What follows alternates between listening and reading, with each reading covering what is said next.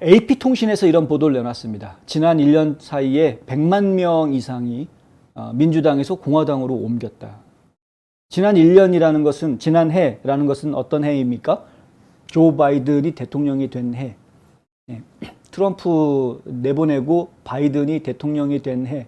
1년 그 첫 해에 민주당에서 공화당으로 옮긴 사람이 100만 명이 넘는다.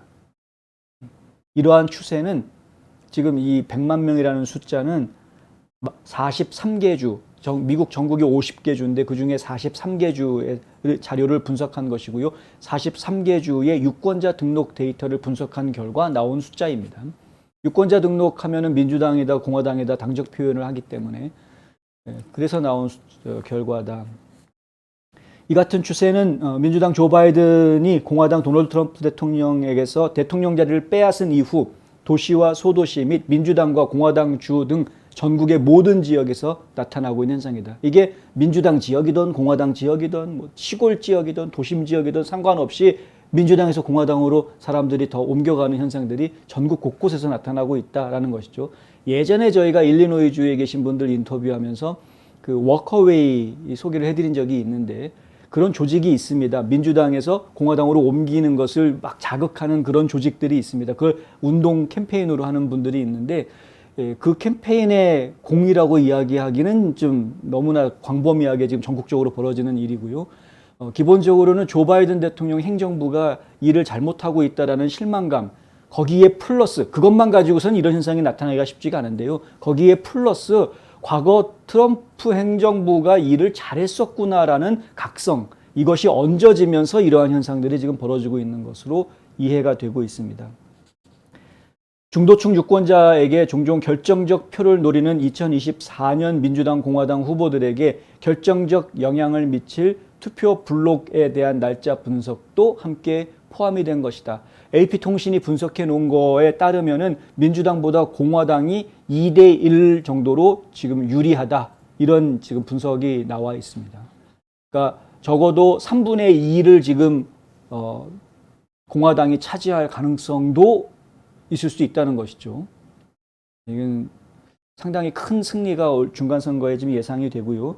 2024년 대선도 만만치 않을 것 같습니다. AP통신은 최근 몇 년 동안 트럼프의 공화당에 등을 돌렸던 교양 있는 부동층 유권자들이 다시 돌아서는 것처럼 보이는 교외 지역만큼 민주당에 있어서 더 뚜렷하고 위험한 변화는 없다라고 보도했습니다.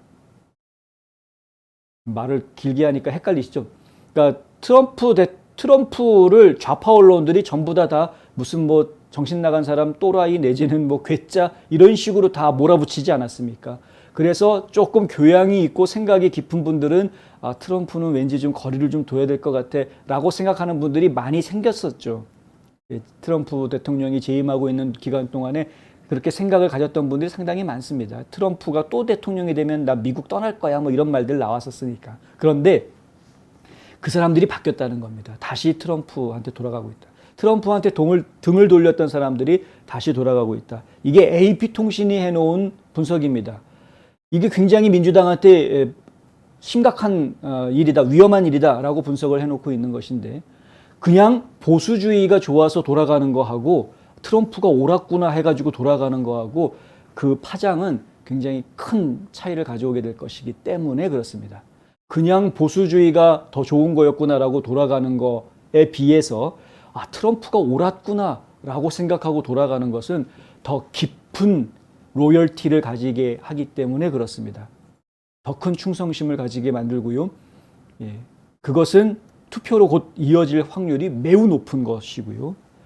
트럼프 전 대통령의 영향력이 강해질수록 민주당의 특히 급진좌파들의 뿌리가 뽑힐 수 있는 지금 2023년 되면은 공화당 연방 의원들이 그동안에 지금 당했던 것들 갖다가 어떻게 되갚아주고 지금 문제가 생겼던 것들을 어떻게 다 되돌려 놓을지에 대해서 지금 아주 열심히 연구하고 있는 상황입니다. 특별히 헌터 바이든 같은 경우 헌터 바이든의 죄상을 어떻게 다 드러내서 이걸 죄값을 치르게 할지 이런 부분들이 2023년부터 본격적으로 지금 추진이 될 것인데 그것을 시작으로 해서 이 지금 급진 좌파 민주당 정권이 이 검찰 조직, 법무부 조직을 정치 검찰로 만들어 가지고 이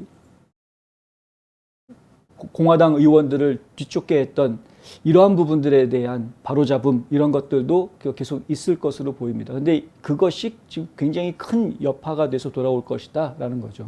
말랑말랑한 일반 공화당 기득권층하고는 좀 다르기 때문에 그렇습니다. 이 트럼프를 중심으로 해서 모여져 있는 마가 정치인들은 굉장한 행동력을 가지고 있기 때문에 그렇기 때문에 AP에서는 이제 그것이 민주당한테 굉장히 위험할 것이다 이렇게 지금 표현을 하고 있는 것이고요. AP에 따르면 지난 1년 동안 훨씬 더 많은 사람들이 덴버에서 애틀란타, 피츠버그, 클리블랜드에서에 이르는 교외 지역들에 걸쳐서 공화당으로 갈아타고 있다. 여기에 애틀란타가 포함되어 있다는 게 참 다행스러운 일이다. 이제 애틀란타라고 이야기하면은 아까 말씀드린 대로 애틀란타 도시에서 그 주변에 13개 카운티를 묶어서 애틀란타 메트로라고 이야기하는데 그 13개 카운티 중에서 특별히 4대 카운티라고 부르는 데들이 있습니다. 여기는 이제 인구가 가장 많은 4개 카운티, 뭐 캅 카운티, 풀턴 카운티, 귀넷 카운티, 디캡 카운티 이렇게 4개 카운티가 인구가 제일 많은 카운티들인데요.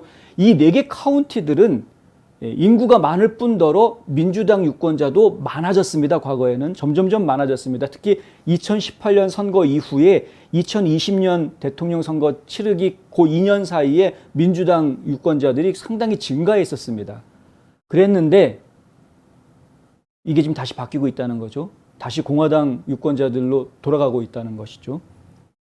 예, 공화당은 펜실베니아주 해리스버그, 노스캐롤라이나주의 랄리, 조지아주 어거스타, 아이오와주의 디모인스 등 중규모 도시, 중급 규모 도시 주변 카운티에서도 입지를 지금 굳히고 있다. 이것도 상당히 반가운 소식입니다. 그러니까 도심은 저희가 뭐 민주당이 꽉 쥐고 있는 상황이기 때문에 어떻게 못한다고는 하지만은 주변에 있는 교외 지역에 있는 이 카운티들은 지금 민주당에서 공화당으로 당적을 바꾸는 사람들의 물결이 지금 계속 나오고 있다.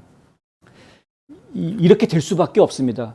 실제로 조 바이든 급진좌파 정권을 쥐고 나라를 운영하는 것을 보았더니 이건 뭐 완전히 아이들한테 무슨 정체성 이상한 이야기하고 엉뚱한 거 아이들한테 가르치려고 하고 있고 세금은 계속해서 높이고 있고 물가는 엄청나게 올라가고 있고 국경은 다 무너지고 도대체가 나라가 개판이 되고 있는 것을 보고 있는데 보통 교외 지역에서 조용히 살려고 도심을 떠나서 나와 있는 일반 가정들은 가정이 중심이 되는 경우들이 많고요. 그리고 육아, 아이들을 가르치는데 관심이 많은 가정들이 많습니다.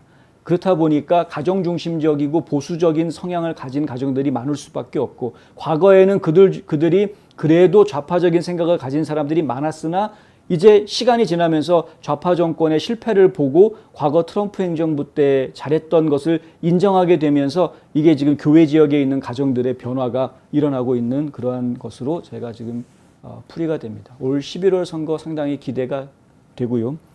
상당히 많은 변화들을 제가 좀 볼 수 있을 것 같다. 일리노이 아까 영상 보여드렸습니다만은 일리노이에서도 레드 웨이브가 기대가 되는 것처럼 펜실베니아라든가 조지아 또 뭐 이런 그 애매한 주들에서도 이제 레드 웨이브가 좀 일어나는 모습들을 저희가 보게 될 것 같다.